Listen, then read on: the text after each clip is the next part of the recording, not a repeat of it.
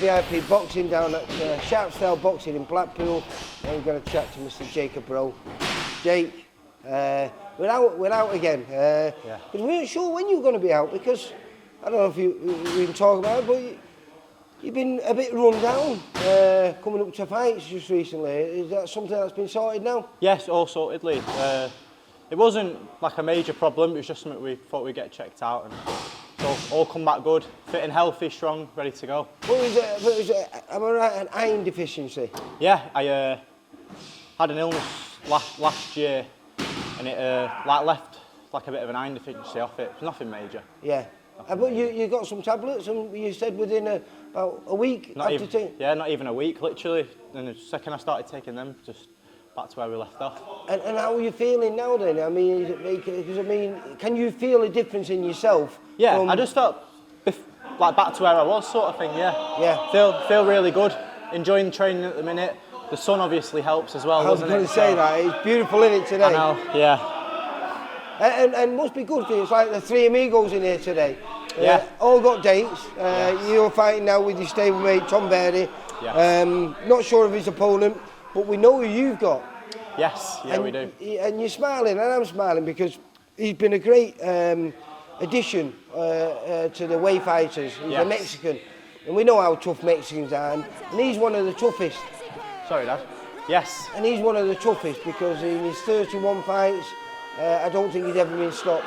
Yeah. And while he's been on the road over here, he's caused some upsets and been in some great fights. In fact, it was only about a month ago in Liverpool. Yes. He fought a prospect, Lewis Molyneux.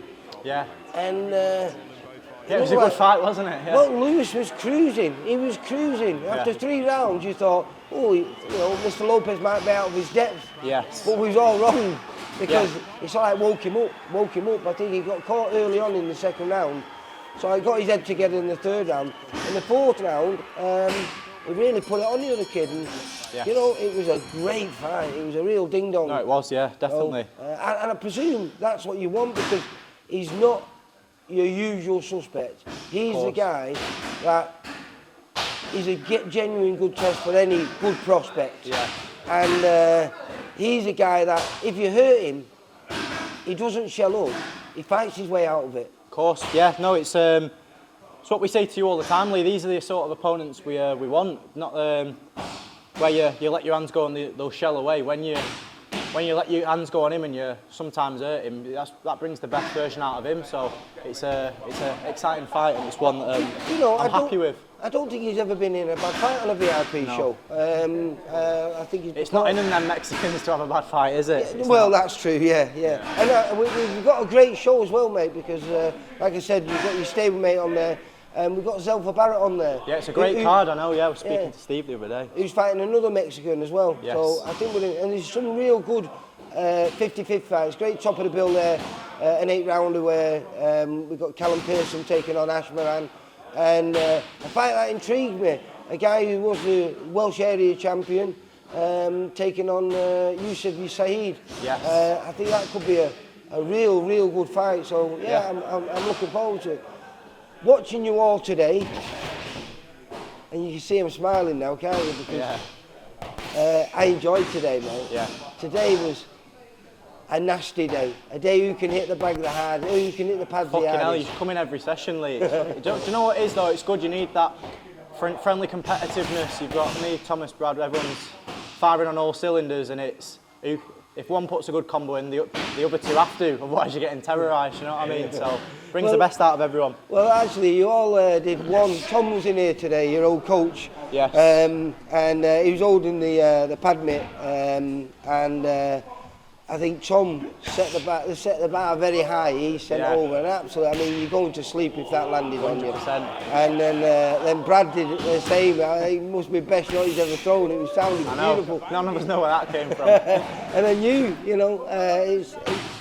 it's just you are all very nasty in here. And do you know?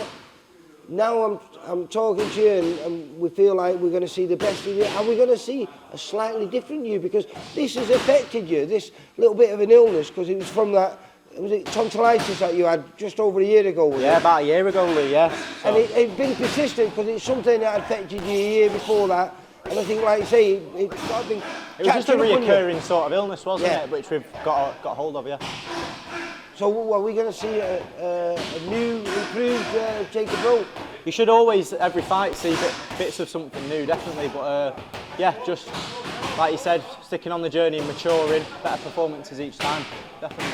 And then what weight has this been made at, by the way? 10-10 this is, so just above the welterweight limit. And is it hard for you now? Because you've changed, you know, well, you've all changed. Tom Berry is massive now compared to what he used to be. I know, fucking hell. He was talking about being Gets bigger every time he comes in. I know, well, he was talking about being a super featherweight. Yeah. Now, you were talking originally when you first started out, maybe lightweight, super lightweight. Yes. Is welterweight where you're going to pick up your first titles?